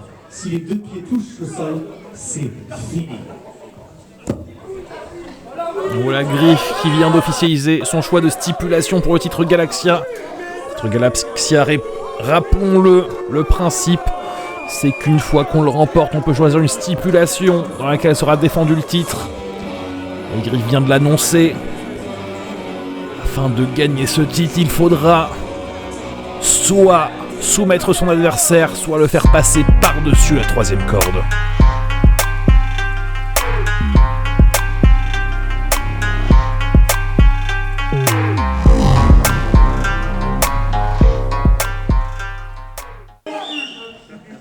ça, c'est pour le main event de la soirée. Félix, avant ça, on a un combat à 3 à vous proposer. Voici le premier des 3 compétiteurs. Un lutteur que vous avez l'habitude de voir régulièrement sur le ring d'Aurora si vous nous suivez depuis des mois désormais sur la chaîne YouTube d'Aurora. Voici Red Light. Et bien sûr que vous connaissez bien parce que vous nous suivez, effectivement, ce n'était pas une question. Red Light, un habitué des rings d'Aurora, mais qui malgré tout est toujours en recherche d'une victoire vraiment déterminante. Lui qui enchaîne les défaites, qui a perdu lors du précédent main event dans le match à 5, le match de l'Odyssée. Lui qui avait connu défaite lors du volume 3 contre Raphaël Belmont, qui avait perdu en équipe face à Smiling But Dangerous lors du volume 4. Désormais il cherche à se remettre sur les rails, à avoir une victoire déterminante. Peut-être que ce soir sera l'occasion.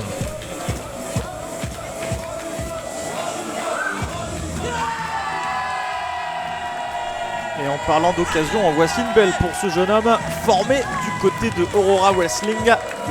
Terry Robinson qui fait son entrée pour ce match à 3 face à Red Light et un autre adversaire que l'on découvrira plus tard. Et oui, Terry Robinson qui fait partie de toute cette fournée de jeunes très prometteurs sortis de l'école d'Aurora. De notre dernier prospect qui commence un peu à se développer et à apparaître sur nos rings. Ce soir, il a tout à prouver lui aussi. C'est enfin l'occasion de se montrer un peu plus sur un volume, lui qui était intervenu pour défendre ses amis.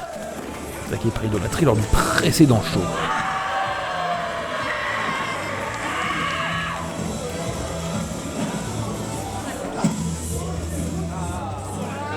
On a Red Light, on a Terry Robinson.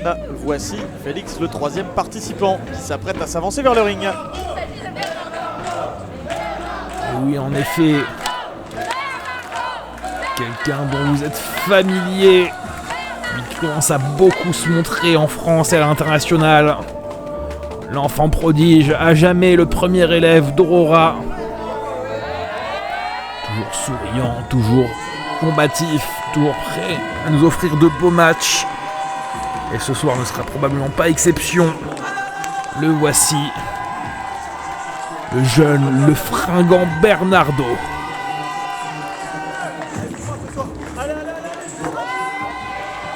Belle affiche proposée par Aurora, que ce combat à 3 entre Red Light, Terry Robinson et Bernardo, une affiche qui va permettre à l'un de ces 3 hommes peut-être de lancer une dynamique positive sur le ring d'Aurora et d'aller chercher des objectifs dans les prochains volumes. Et en effet, tous les 3, cette victoire peut être assez déterminante pour eux. Puisqu'en effet, Terry Robinson doit s'établir, Red Light doit revenir. Et Bernardo de son côté sort d'un petit manque suite à sa défaite face à Idolatry lorsqu'il était en équipe avec Max T. Il a besoin de revenir sur le devant, de se réaffirmer en solo. Et ce match est possiblement l'occasion de faire ça.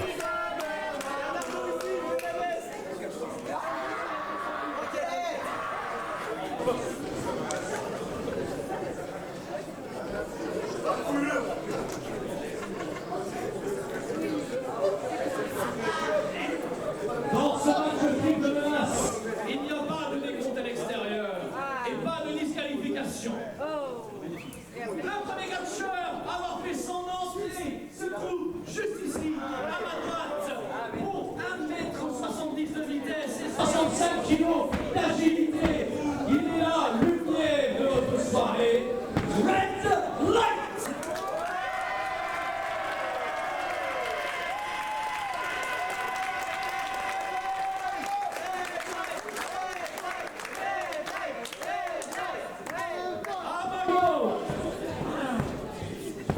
À ma gauche, il est l'éclair des rings, Terry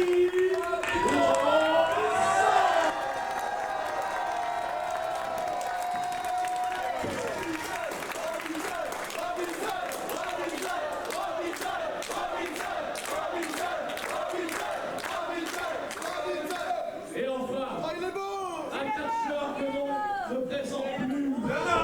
Pour 1m77, 76 kg. catch français.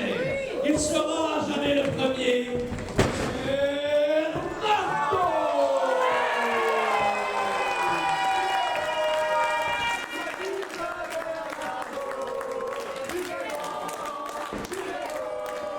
Il est grand, il est beau, il est visiblement le favori du public ce soir, Bernardo. Alors que la cloche retentit, c'est parti entre ces trois hommes, trois lutteurs qui peuvent, en cas de victoire, peut-être décrocher de futures belles opportunités sur le ring d'Aurora.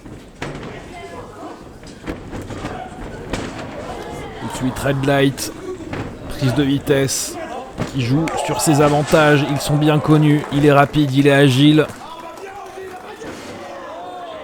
Il le montre bien à ses adversaires. Mais c'est une qualité qui, je pense, est commune aux trois adversaires du soir. Peut-être légèrement plus du côté de Red Light, lui qui a adopté le style de la lucha libre pour faire parler son catch et son talent. Mais on le voit tout de suite avec Bernardo, avec ce beau chassé. On a aussi face à Red Light des lutteurs capables de catcher de manière très explosive. Et en effet, ce style, ils le connaissent, même s'ils ne le maîtrisent pas forcément aussi bien que lui. Et donc ça veut dire qu'ils peuvent sentir les choses venir.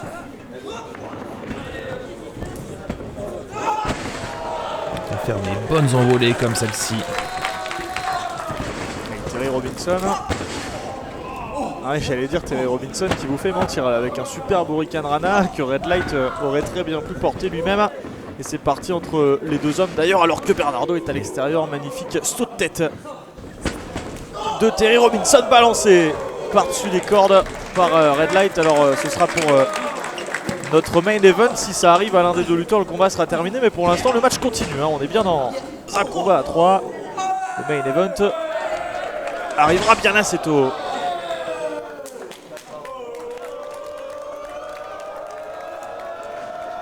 Ouais, attention, alors que ces deux adversaires sont à l'extérieur du ring. Red Light qui se jette et qui trouve Bernardo sur son passage. Intelligemment, Terry Robinson avait senti le coup venir. Et c'est lui qui se retrouve dans la même configuration maintenant. Déjà oui, une belle preuve d'esprit de la part du plus inexpérimenté des trois. Qui malgré ça ne démérite pas, a su prendre l'avantage. Et la belle slingshot plancha portée par Terry Robinson sur Bernardo, sur Red Light. Et on va choisir Bernardo pour poursuivre le combat dans le ring. C'est le jeu, hein, Félix, vous le savez, de ces combats à 3. Au plus on passe du temps dans le ring, au moins on s'économise, mais au plus on conserve des chances d'être impliqué dans la décision et donc de remporter le combat. En effet, ce genre de match, c'est des matchs très complexes car il faut toujours avoir conscience que le match peut finir à tout instant, mais également qu'il y a toujours un inconnu qui peut survenir à tout moment.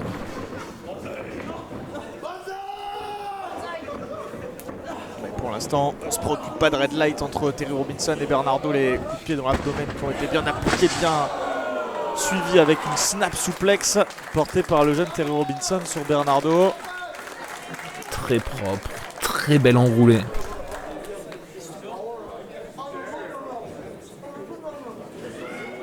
Et Red Light qui fait le choix d'attendre, d'observer ses adversaires. Ça peut aussi bien sûr faire partie de la stratégie. Même si en cas de victoire là de Terry Robinson, il pourrait le regretter.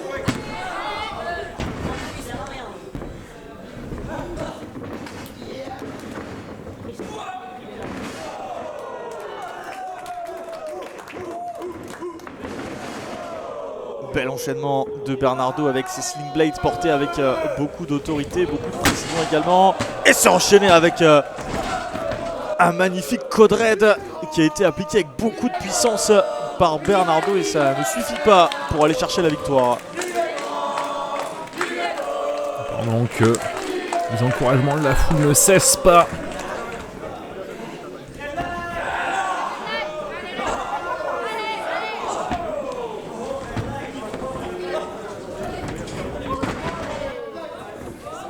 Et le retour de Red Light sur le ring qui se heurte à ses deux adversaires d'un coup, qui viennent de se heurter l'un l'autre justement, et superbe. C'est plutôt en effet les deux adversaires qui se heurtent.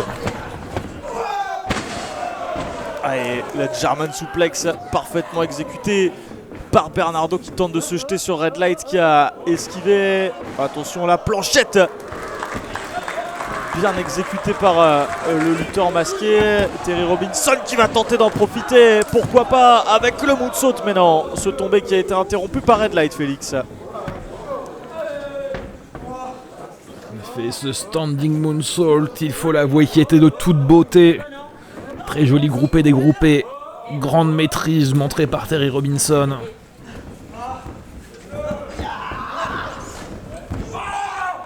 Et la prise de vitesse de Bernardo qui en profite là pour se jeter avec un double crossbody sur Red Light, sur Terry Robinson. Est-ce que ce sera suffisant? Non, dégagement au compte de 2. Est-ce qu'il y a un moyen d'en finir là pour Bernardo, toujours poussé par le public d'Aurora? Oui, le public a choisi son champion et il ne le lâchera pas. Il encourager cet homme qui a l'avantage, qui reste droit, qui reste debout, qui fait peut-être une erreur ici en voulant s'occuper de 2 personnes à la fois, diluer son attention.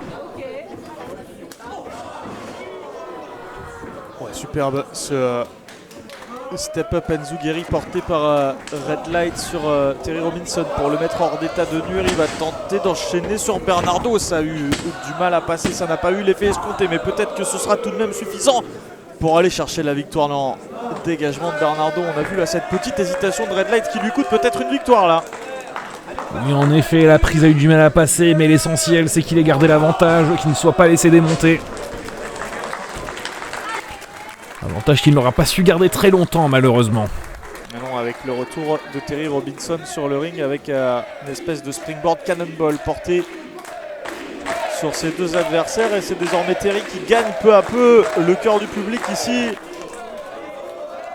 De tenter d'en finir avec un moonsault sur Red Light alors que Bernardo a esquivé le tombé. Et la senton de Bernardo pour venir interrompre cette tentative de tomber. Quel coup de genou porté par Bernardo pour en finir peut-être. Et oui, la victoire de Bernardo. Une victoire ô combien importante. Oui, le coup de genou dévastateur qu'il est venu chercher bien haut, bien dans la mâchoire. De quoi conclure de toute beauté ce match et maintenir son momentum. L'éviter de continuer cette stagnation qui aurait pu se créer suite à sa défaite contre Idolâtrie. Ouais, il réaffirme sa place d'élève prodige. À voir quelle nouvelle opportunité vont pouvoir se présenter à lui suite à cette victoire.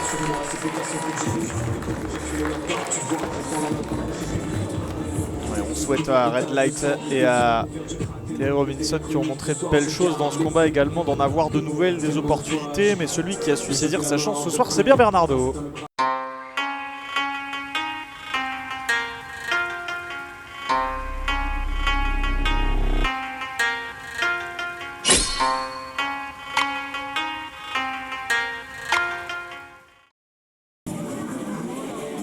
Mais maintenant il est temps désormais de se confronter à notre main event. Et quel main event, mes aïeux! Un match ce soir pour le titre Galaxia qui verra face à notre champion, nul autre qu'un jeune prodige tout droit venu de la NJPW. Et oui, lui qui vient défier le champion Galaxia en titre en la personne de Griff. Voici Katsuya Murashima pour la première fois sur le ring de Aurora avec une chance au titre Galaxia dans le main event de Aurora volume 8, le code du Bushido.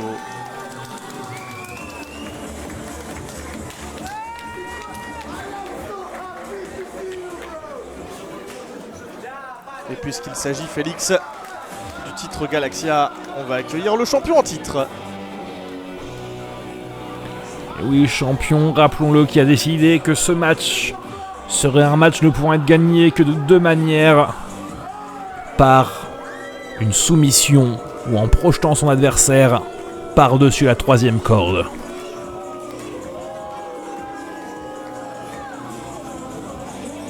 Et Griff qui n'arrive pas seul au ring, bien sûr. Membre désormais de ce clan qu'il faut appeler Métal Hurlant. Il arrive accompagné du nouveau champion Aurora en la personne de Camus. Et dans cette stipulation, un abandon ou passage par-dessus les cordes, si on peut l'appeler ainsi, eh bien, il y a une autre partie, il y a entre guillemets le genre de petite ligne, vous savez, en bas des contrats, qu'on n'a pas trop lu, mais on signe le contrat quand même. Il a bien été stipulé tout à l'heure que seul Camus était autorisé, entre guillemets, à intervenir dans le match pour venir en aide à Griff. Donc,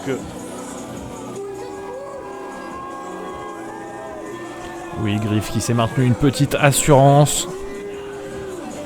Mais disons que c'est le genre de détail que je préfère éviter d'avoir à relever, car rappelons-le, ce que nous voulons, c'est du catch et du beau catch. Et si on pouvait éviter d'impliquer qui que ce soit d'autre que les personnes présentes sur ce ring, ce sera d'autant mieux pour tout le monde.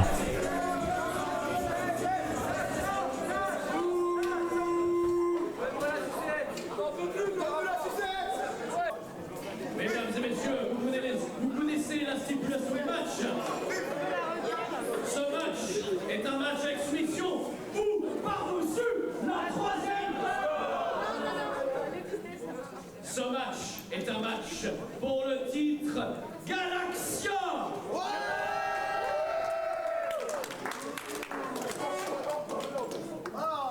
Le challenger à ma droite, et on va l'accueillir comme il se doit, puisqu'il nous vient aujourd'hui de la New Japan Pro Wrestling.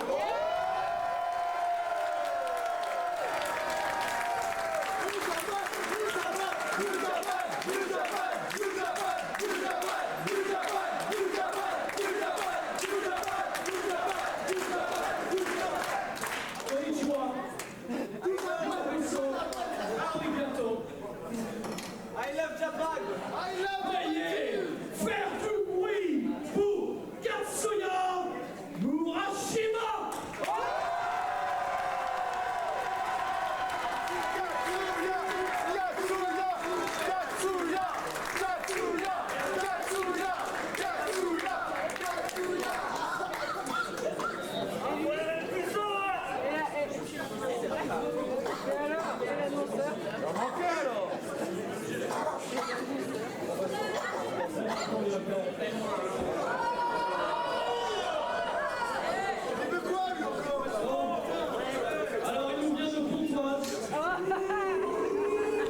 Et oui, très gros défi pour cette première défense de Griff.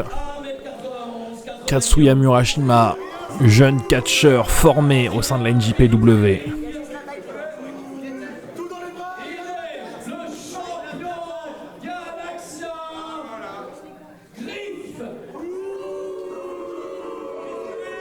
et quel accueil de la part du public d'Aurora pour la première défense du titre Galaxia de Griff. Première défense sous la bannière de Métal Hurlant accompagné de Camus. On ne s'attendait pas à un autre accueil pour Griff, lui qui a l'habitude d'être si bien accueilli partout où il va en France. C'est désormais terminé avec les petits agissements dont il a été l'auteur ici chez Aurora.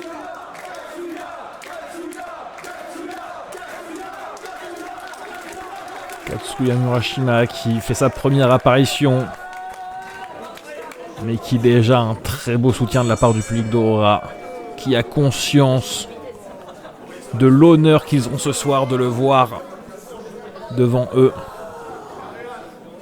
Oui, Katsuya Murashima qui a posé ses valises en Europe, comme il en est de tradition pour les jeunes catcheurs japonais qui veulent se faire les dents. Lui qui a eu l'occasion de concourir sur le ring, notamment de WXW en Allemagne durant de nombreuses semaines, par exemple à l'occasion du très prestigieux 16 Carat.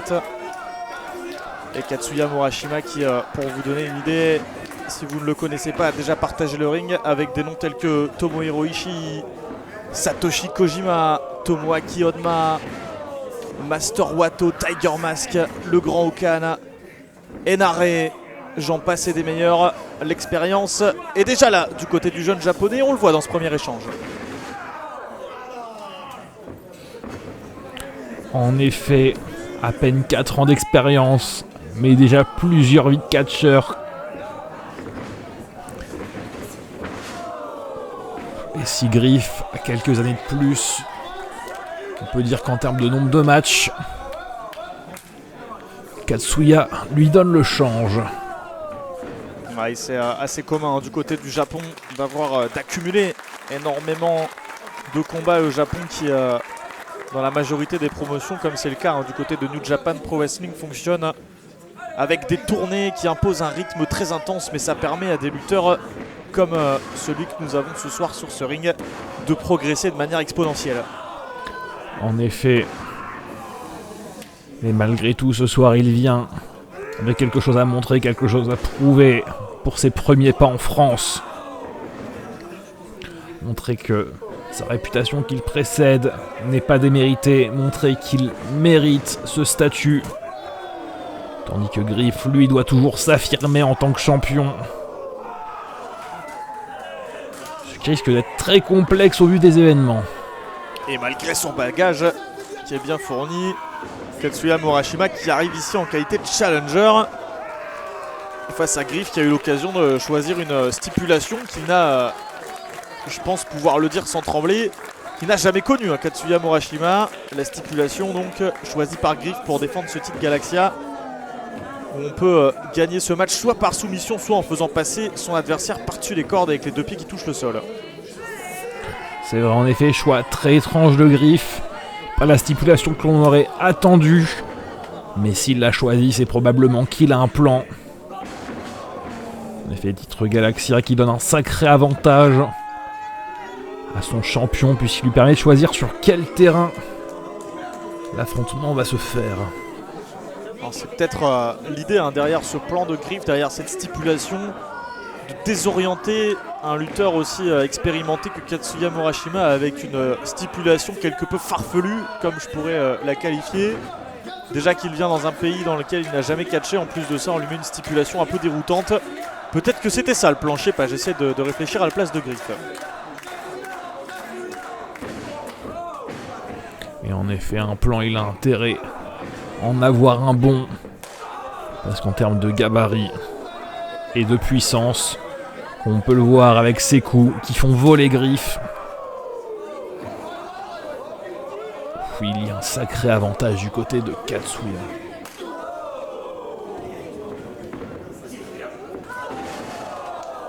Ouais, mais Griff il en a vu d'autres, lui qui est habitué à affronter des gabarits plus imposants. Ça ne lui fait pas peur et on le voit là, avec ses premiers échanges, avec cet appui sur les cordes, il est parvenu à se jeter sur le japonais. Et attention, bien sûr, on aura un œil à l'extérieur du ring pendant ce match avec la présence de Camus qui risque d'être influente.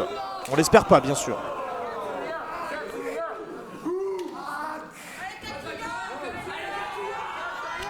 Déjà là, on a une très belle prise de tempo par Griff. Très belle occupation de l'espace. Ensuite, on va chercher à saper l'adversaire. Aller poser ses soumissions.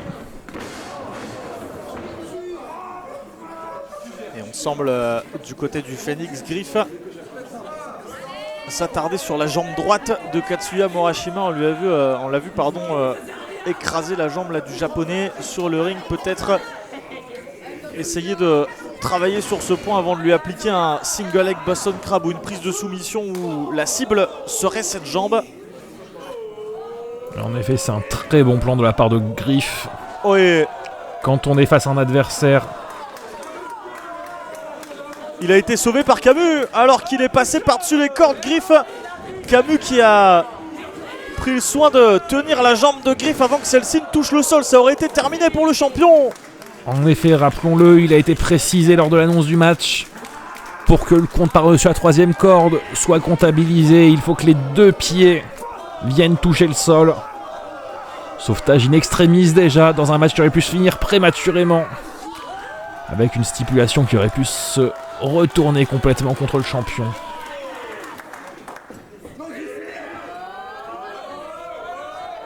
Et Morashima qui a failli surprendre Griff avec cet envoi et qui continue son travail sur le champion Galaxia avec un beau running power slam porté par le japonais. Oui. Japonais comme on le disait, beau gabarit. Griff qui avait la bonne présence d'esprit d'aller s'attaquer à la jambe, attaquer les fondations. Très important pour des personnes balèzes comme Katsuya. Malheureusement, pour ça il faut qu'il arrive à garder le tempo assez longtemps. Ce qui semble assez mal parti. Ouais, superbe là cette belly to belly over the head suplex, alors que on a vu un peu plus tôt Katsuya Murashima tenter d'appliquer ce Boston Crab. Peut-être qu'il va tenter à nouveau de le faire. Alors là, Griff a peut-être fait une erreur, puisque cette manœuvre, ce Boston Crab, cette prise de soumission, c'est traditionnellement la prise qu'on donne par défaut aux catcheurs sortant de l'école de New Japan Pro Wrestling, sans vraiment avoir développé encore de prise de finition. Alors cette prise de soumission, il la connaît par cœur, elle pourrait lui être fatale à Griff. C'est cela en effet, choisir un match qui peut se finir uniquement par soumission. Ça peut être un très bon plan sur le sol français où la soumission n'est pas forcément le type de prise le plus développé, mais malheureusement, ce n'est pas forcément le plus judicieux face à quelqu'un formé au Japon. C'est un élément essentiel du moveset de tout catcheur. Et là, même si cette guillotine choke elle a été bien appliquée par Griff, Murashima qui parvient à trouver la force, la résistance, la puissance pour se relever, pour venir envoyer Griff au sol. La tentative de close line qui a été bloquée par Griff, mais pas la deuxième. Il a fait un tour sur lui-même, le champion Galaxia.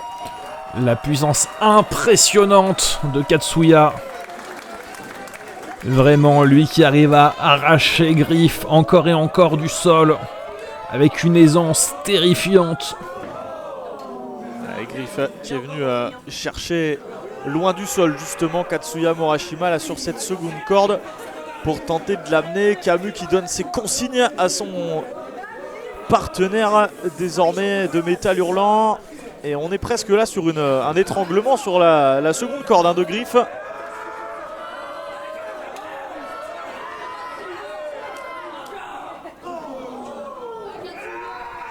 Et oui, en effet, peut-être une très grosse erreur de la part de Katsuya. Lui qui est tellement bon au sol. Pourquoi chercher à s'élever comme ça? Il semblerait que c'était pour ça. Très beau cutter. Ah, il est magnifique. Vraiment, il n'y a rien qu'il ne sache pas faire, il semblerait. Le cutter parfaitement exécuté, enchaîné avec cette German suplex. Mais Griff qui est déjà debout. La German suplex de Griff. Il l'a soulevé comme un fétu de paille. Projection impressionnante. Oui, attention, ça, Griff, ça peut être une grosse erreur. Aller aux strikes, aller à l'échange de coups d'avant-bras face à un lutteur formé dans les dojos de New Japan. Quelle claque portée par Katsuya Murashima. Griff qui revient avec une manchette portée à l'européenne. La prise de vitesse bloquée par le japonais avec un nouveau coup d'avant-bras. Big boot de Griff, c'est dû à toi, à moi. Ça se rend coup pour coup pour le titre Galaxia, Félix. En effet, ça ne veut pas lâcher le morceau. Oh, ici, attention, Katsuya est passé par-dessus les cordes. Les pieds sont au sol, c'est terminé. La victoire de Griff qui conserve le titre. Et oui, c'est le danger de cette stipulation, à tout moment ça peut terminer. Voilà, un petit déséquilibre. Ça suffit pour cimenter cette victoire, cette fin de match. Et cette confirmation que le règne de Griff et de Métal Hurlant est là pour durer. Et oui, on est visiblement, malheureusement, entré dans l'ère de Métal Hurlant. Il va falloir s'y faire. Merci Félix d'avoir été à mes côtés pour ce nouveau volume de Aurora Pro Wrestling. Et on se dit à très vite pour le volume 9. Merci à vous d'avoir été à mes côtés. Merci à vous tous de nous avoir suivis. N'hésitez pas à suivre les réseaux sociaux d'Aurora, à vous abonner à la chaîne YouTube pour tous les prochains épisodes. Et sur cette image, nous vous souhaitons bonne soirée. Bisous à toutes et à tous.